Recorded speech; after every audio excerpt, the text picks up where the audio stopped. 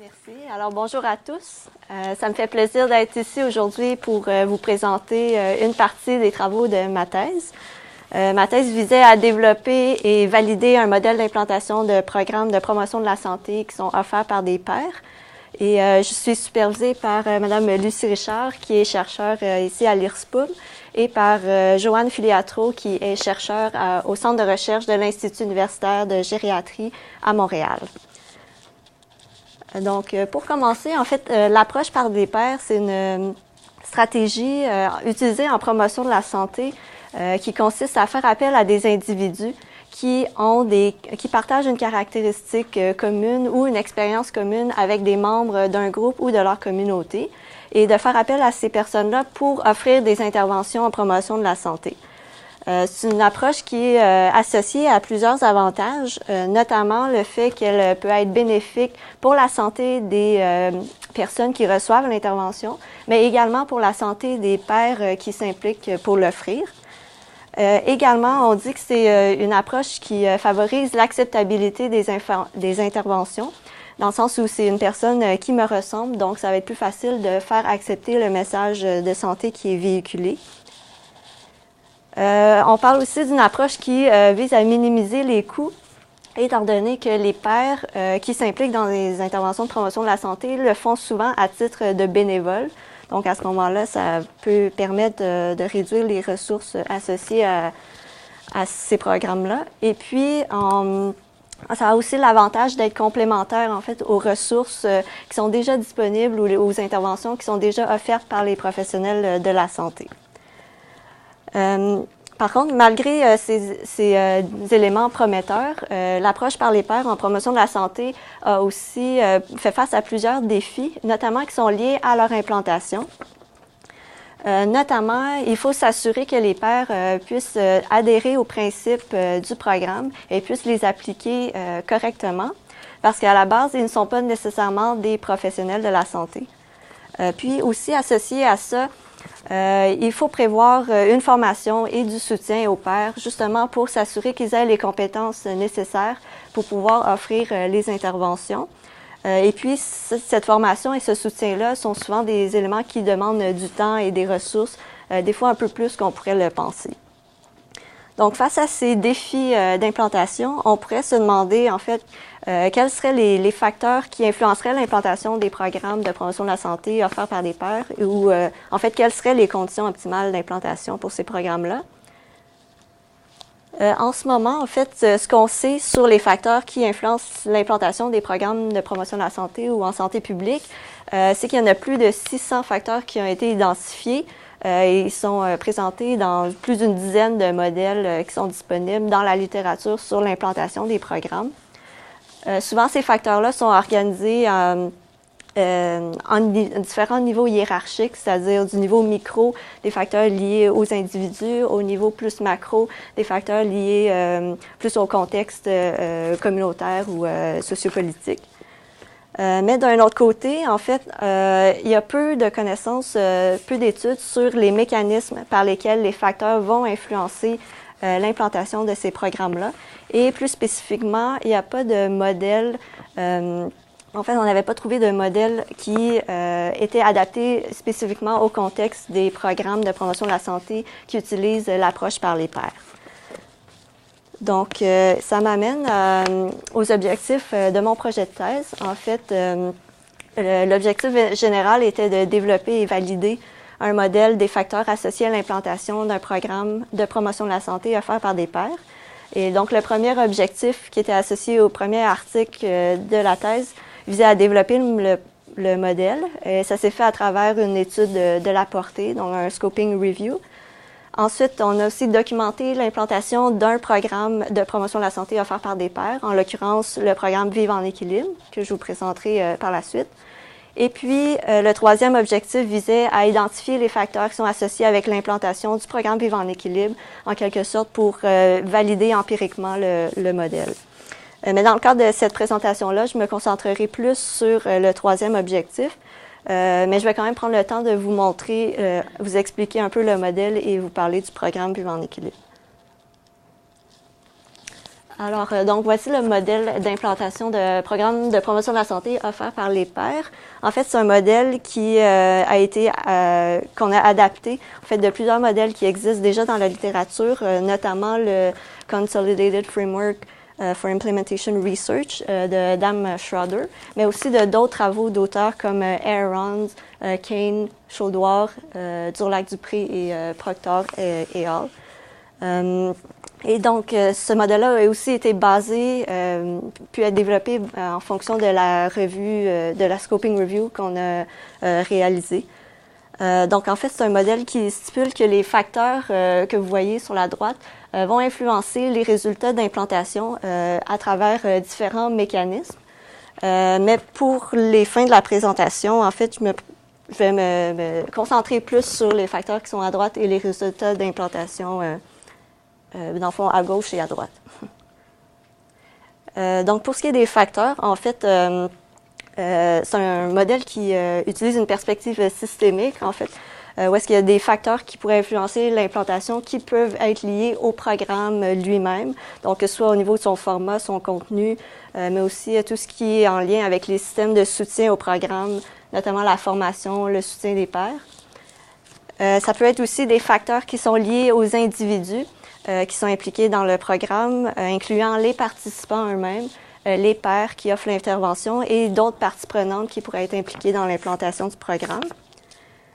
Il pourrait aussi avoir des facteurs au niveau organisationnel, que ce soit au niveau de la structure de l'organisation, de son climat d'implantation et de la disposition à implanter un programme.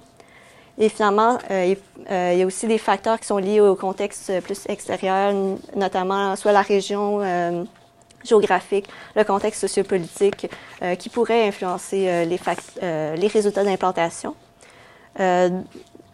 Et quand on parle de résultats d'implantation, en fait, ils peuvent être opérationnalisés sous plusieurs dimensions, notamment la population qui a été rejointe par le programme, la fidélité d'implantation, c'est-à-dire est-ce que le programme a été offert tel qu'il était prévu, en suivant les principes du programme. L'adaptation, c'est-à-dire est-ce que le programme, est-ce qu'il y a eu des modifications, des changements qui ont été apportés en cours de route.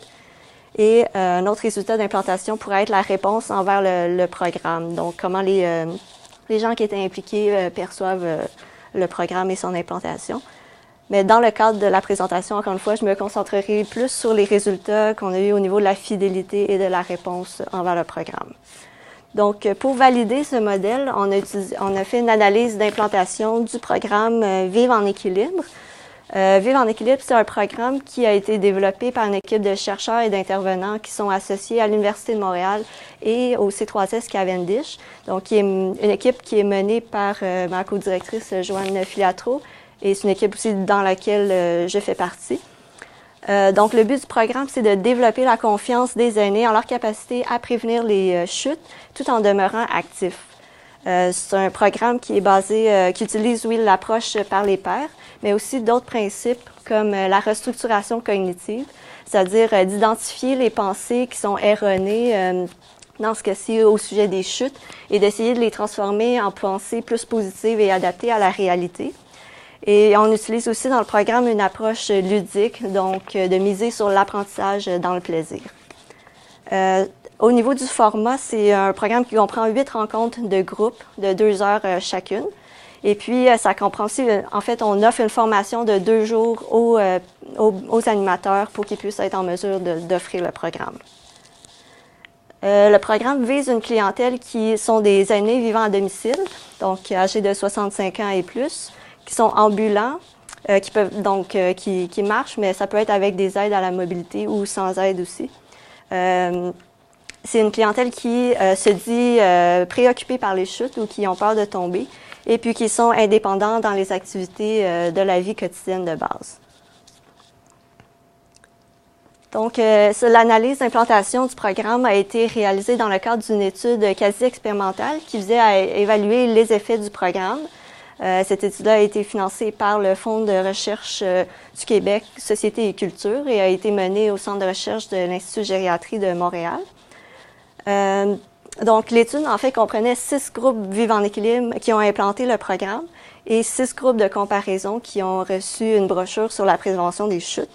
Mais dans le cadre de l'analyse d'implantation, on a utilisé en fait les données des 6 groupes expérimentaux, soit avant, pendant et après le programme. Alors, on a utilisé en fait, le devis, c'était une étude de cas multiples en utilisant des méthodes quantitatives et qualitatives. Donc, le volet quantitatif était plus à des fins descriptives.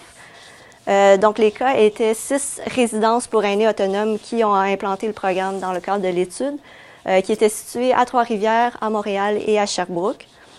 Et puis, afin de reproduire les conditions les plus naturelles d'implantation, le recrutement des participants, la supervision et la co-animation du programme ont été confiés à un répondant de la résidence.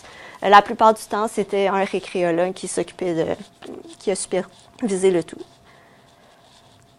Donc, pour ce qui est de la collecte de données, en fait, plusieurs outils ont été utilisés, notamment des fiches de présence des participants, des journaux de bord remplis par les animateurs. Donc, les animateurs devaient cocher pour mentionner s'ils avaient réalisé toutes les activités du programme.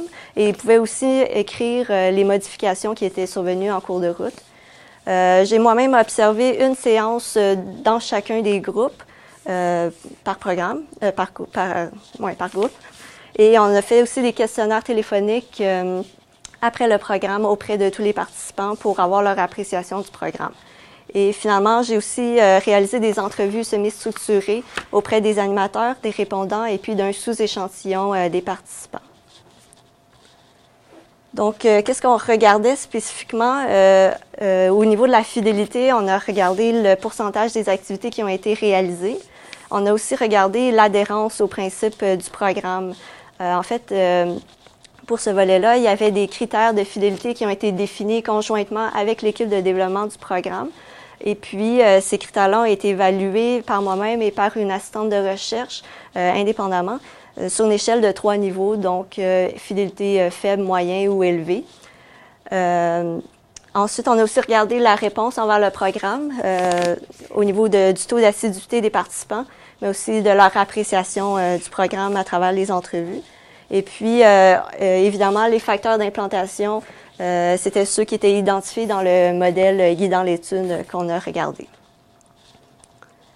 Pour les analyses, en fait, on a décrit chacune des résidences, mais surtout les classer selon leurs résultats d'implantation en termes de fidélité et de réponse des participants.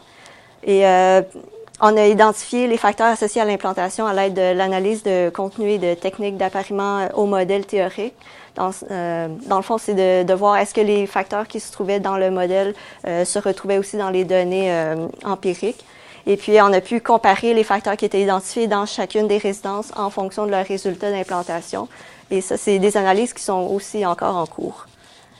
Mais juste pour vous donner une brève description des résidences. En fait, c'est des résidences qui étaient tous dans un contexte urbain. C'était toutes des résidences privées, dont la taille variait entre 150 logements et 365. Ils desservaient tous une clientèle d'aînés autonomes en majorité. Et puis, pour ce qui est du profil des animateurs qui ont animé le programme dans chacune des résidences, c'était toutes des femmes. Et en moyenne d'âge, ils avaient environ 73 ans en moyenne. Puis, on voit que leur expérience en animation était assez variable, en 2 ans d'expérience et 35 ans au maximum. Ici, on voit les résultats d'implantation par résidence en termes de fidélité et de réponse envers le programme. Donc, en général, c'est des résultats qui sont très positifs. Donc, il y a peu de variabilité. Donc, tout le monde a offert presque toutes les activités du programme et tout le monde était assez satisfait. On voit quand même qu'il y a certaines variabilités au niveau de l'adhérence au principe d'animation.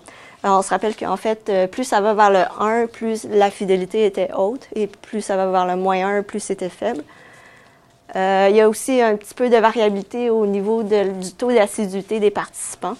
Donc, en considérant ces résultats-là, on a pu identifier en fait 2 cas qui étaient exemplaires, c'est-à-dire qu'ils avaient une très forte fidélité et une très bonne réponse envers le programme. Et avec ces résultats-là et le contenu des entrevues, on a pu identifier en fait les conditions optimales d'implantation du programme que je vais vous présenter maintenant. Premièrement, en fait, la clientèle était déjà très sensibilisée à la problématique des chutes. Les gens étaient très conscients des conséquences des chutes et étaient motivés à prendre des actions concrètes pour les prévenir. Par exemple, il y avait une participante qui dit « J'étais vraiment intéressée par le sujet et à avoir des moyens concrets pour prévenir les chutes. Pour moi, en vieillissant, c'est important et ça fait partie de nos besoins. Parce que c'est très grave de se briser la hanche, une jambe ou un bras. » Donc, déjà, ils étaient sensibilisés au problème. Puis, il faut se rappeler aussi que c'est des aînés qui ont peur de tomber ou qui étaient préoccupés par les chutes. Une seconde condition qui a facilité l'implantation du programme, c'est d'avoir un animateur qui avait de l'expérience en animation. Et ça, on l'a vu dans le cas où il y avait un groupe, il y avait un animateur qui avait un peu moins d'expérience et ça a été un peu plus difficile pour cette personne-là. Notamment, il y a la répondante, en fait, qui accompagnait l'animatrice qui avait peu d'expérience. Elle dit je lui ai donné mes trucs parce qu'elle n'était pas vraiment organisée. J'ai passé au moins 2 heures avec elle la première fois. Je la soutenais, je m'assurais qu'elle passait tout le matériel. Donc, contrairement aux autres cas où la personne avait plus d'expérience, ça a été plus facile dans les autres cas. Mais au-delà de l'expérience d'animation, les participants puis les répondants ont aussi soulevé que c'est important pour l'animateur d'avoir d'autres compétences interpersonnelles, notamment d'être capable de bien communiquer le contenu d'un programme, de faire preuve de leadership et aussi d'être à l'écoute des participants. Donc, comme la participante ici le dit, bien, en fait, elle dit, premièrement, être capable d'expliquer clairement, être capable d'aller chercher les personnes pour savoir si elles ont compris et être à l'écoute des personnes, à savoir est-ce que les personnes commencent à être fatiguées. Donc, d'être capable, en fait, de s'adapter aux besoins des participants sur le moment. Il y avait aussi le fait d'avoir une formation et un soutien qui était offert aux pairs qui a été mentionné comme un élément facilitant. Et c'est ça, au niveau de la formation, l'animatrice dit « Ça nous a permis de saisir peut-être un peu plus l'apport.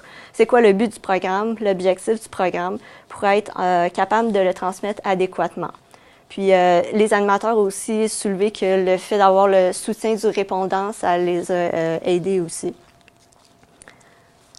Un autre élément qui a été mentionné, c'est le fait d'avoir un programme clé en main et qui était facile à animer. Faut dire que dans le cadre de l'étude, on a vraiment fourni tout le matériel aux résidences. Donc, ils ont rapporté que le guide était clair et qu'ils ont aimé l'aspect clé en main du programme. Notamment, une des animatrices a dit c'est quand même ça qu'il y a de relativement intéressant dans ce programme-là, parce que moi, je ne suis pas physiothérapeute. Alors, toutes les informations à donner sont faciles à suivre et tu peux quand même pas te tromper là-dedans. Sinon, plus au niveau du matériel, il y a une répondante d'une résidence qui dit « C'est vraiment parce que vous avez fait un tout inclus dans votre programme. Honnêtement, c'était super bien, j'ai rien à dire. C'était bien classé, c'était clair, ça a facilité beaucoup les choses. » Et finalement, un autre élément qui est ressorti, c'est le fait que le milieu était adapté à la clientèle ciblée par le programme. En fait, tous les répondants ont mentionné que le programme s'inscrivait vraiment bien dans la mission des résidences. Justement parce que la clientèle qui s'y trouvait était une clientèle qui était assez vulnérable aux chutes, mais d'un autre côté, était assez autonome pour pouvoir pleinement profiter du programme. Donc ici, la répondante, elle décrit la clientèle, elle dit « c'est des gens actifs, c'est des gens qui s'occupent encore d'eux autres mêmes. Les gens sont conscients encore que si je ne fais pas attention, je peux perdre complètement ma mobilité, le lien social, le plaisir de sortir. » Donc, on voit que plusieurs des conditions, en fait, plusieurs des facteurs qui étaient identifiés dans le modèle sont ressortis aussi dans les données empiriques, dans le cadre de l'analyse d'implantation du programme Vivre en équilibre. Mais on remarque aussi qu'il y a certaines sphères, notamment au niveau du contexte organisationnel et du contexte extérieur, qui n'ont pas nécessairement été soulevées. Pour terminer aussi, quelques limites de l'étude, en fait, notamment le fait que les données objectives sur la fidélité d'implantation du programme étaient partielles. Donc, j'ai pu observer seulement une des séances sur les 8 du programme. Et puis, il y avait seulement une observatrice, en fait, c'était moi-même. Il y a aussi la possibilité de biais de désirabilité sociale, notamment quand on interviewe les participants sur leur appréciation du programme. Donc, pour terminer, en fait, c'est important de connaître les facteurs qui sont susceptibles d'influencer l'implantation des programmes de promotion de la santé. D'une part, parce que ça nous permet de pouvoir mettre le programme en place dans des conditions optimales et éventuellement maximiser ses bienfaits. Puis d'un autre côté, ça nous permet aussi de connaître les causes d'un problème qui pourrait survenir lors de l'implantation d'un programme.